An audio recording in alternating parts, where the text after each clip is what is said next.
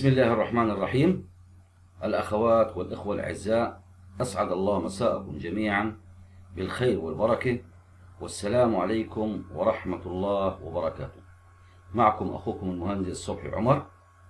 يتجدد لقاءنا معكم وبكم لهذا اليوم لنكمل سويا الجزء الثاني من سؤال وجواب في موضوع مقابلات العمل في مجال السلامة والصحة المهنية، وما هي الأسئلة التي قد تطرح أثناء المقابلة، وكيفية الإجابة على هذه الأسئلة بطريقة احترافية. في البداية لابد أن أذكركم بما ذكرته بالجزء الأول في بعض النقاط والأمور المهمة التي يجب الانتباه لها. وأول وأهم هذه الأمور هي موضوع ضبط الأعصاب والهدوء وعدم الارتباك حتى تتمكن من الإجابة على الأسئلة بشكل جيد وبشكل قوي. موضوع المقابلة: دع من يقابلك يكمل طرح سؤاله بالكامل، ثم أجب على السؤال بعد فهم واستيعاب ما يريده السؤال فعلا. لا تمزج بين اللغتين العربية والإنجليزية إلا إذا كان السؤال الموجه إليك فيه خلط ومزج بين اللغتين. أخيرا، لا تنسى موضوع الأناقة وارتداء اللباس المناسب مع ضرورة الالتزام والتقيد التام بموعد المقابلة المحدد. أخواتي إخواني الأعزاء، كما ذكرنا سالفا في الجزء الأول أن من سيقابلك هو من ذوي الاختصاص في مجال السلامة والصحة المهنية.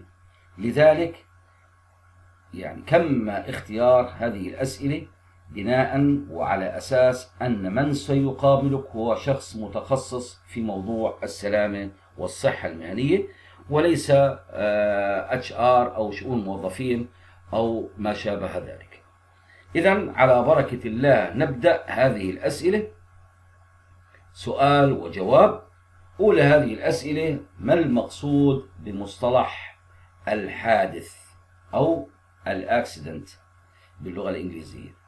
الحادث أو الأكسيدنت هو أي حدث غير مخطط له وغير متوقع ينتج عنه إصابة أو مرض أو تلف في الممتلكات أو المواد أو البيئة بعناصرها الثلاث: الهواء والماء والتربة، أو خسارة في الأعمال.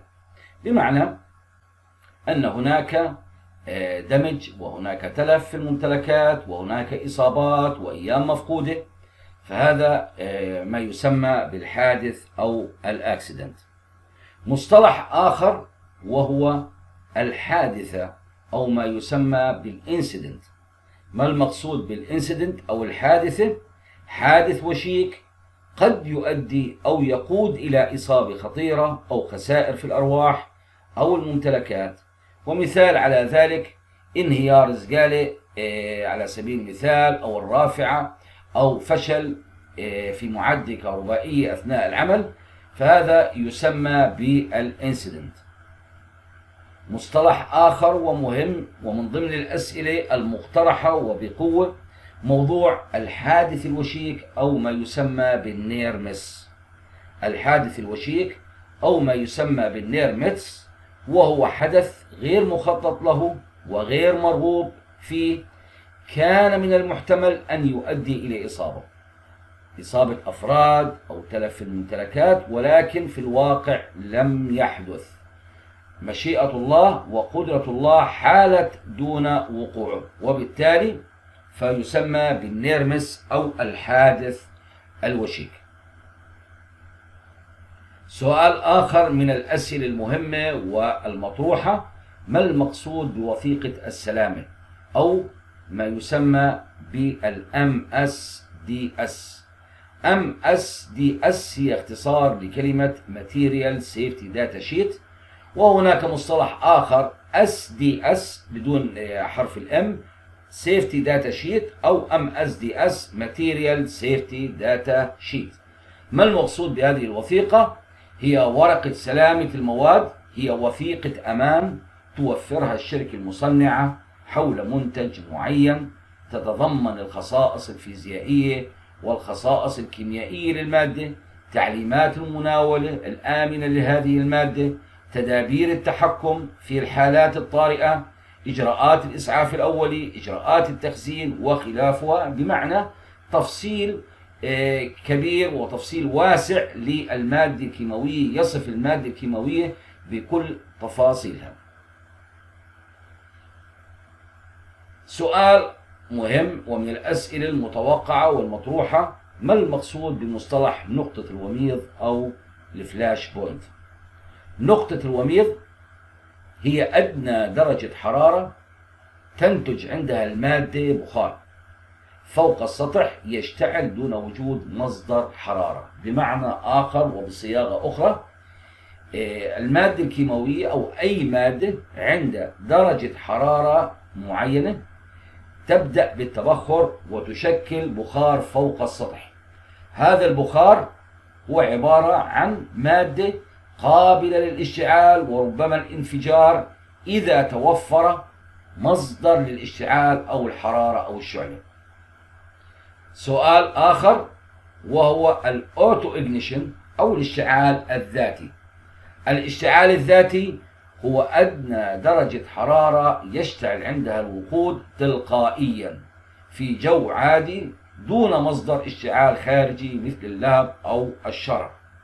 بمعنى آخر، المادة الكيماوية أو الوقود في درجة حرارة معينة يبدأ السائل بالتبخر، وهذا البخار مجرد التقائه بالأكسجين وبمجرد انتشاره في سطح المادة ينفجر ويحترق تلقائيا دون الحاجة لأي مصدر اشتعال أو شعلة. سؤال مهم وسؤال كمان قيد التوقع وهو من الأسئلة المهمة: مصطلح ما المقصود بالمخاطر الفيزيائية؟ Physical Hazards هي تلك المخاطر التي تؤثر على صحة وسلامة العاملين نتيجة تعرضهم لمؤثرات غير ملائمة في بيئة العمل. هذه المؤثرات الغير ملائمة في بيئة العمل قد تكون الحرارة، حرارة زائدة أو برودة، رطوبة الزائدة أو البرودة الزائدة، الإضاءة الغير مناسبة، موضوع الضوضاء، الأصوات المرتفعة، موضوع الفايبريشن أو الاهتزازات، أو التعرض لزيادة أو نقص في الضغط الجوي، أو الراديشن أو الإشعاعات الضارة، كلها تؤدي إلى حدوث أضرار صحية مختلفة للعمال وقد تؤدي إلى إصابات وأمراض واعتلال في الصحة.